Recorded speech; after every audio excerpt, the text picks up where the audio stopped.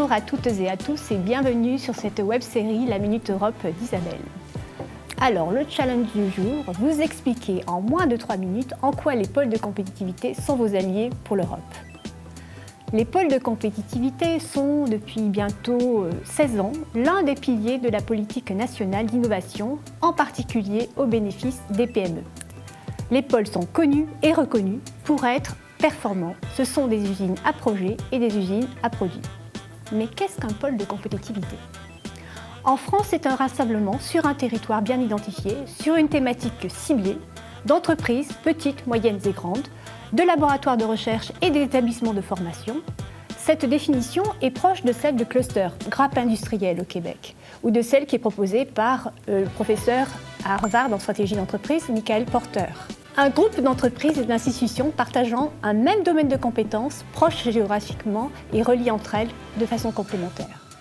Un peu d'histoire.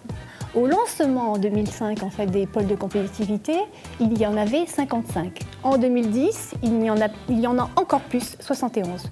Mais aujourd'hui, dans le cadre de la phase 4, 2019-2022, il y a 56 pôles labellisés. Alpha RLH est un de ces pôles.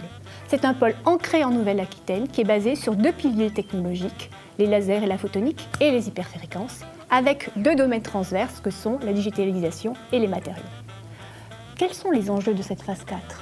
L'État français nous invite à porter l'ambition européenne, c'est-à-dire confirmer cet effet de levier qui a déjà été démontré depuis 2005, mais au niveau européen. Cette politique de soutien aux écosystèmes d'innovation, menée en partenariat étroit avec les régions, trouve aujourd'hui son pendant dans la plupart des pays européens. Et nous menons des actions d'interclustering pour faciliter les connexions entre nos différents pays européens.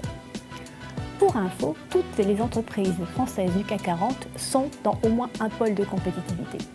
Pourquoi selon vous ? C'est ce que nous allons voir dans notre prochain épisode.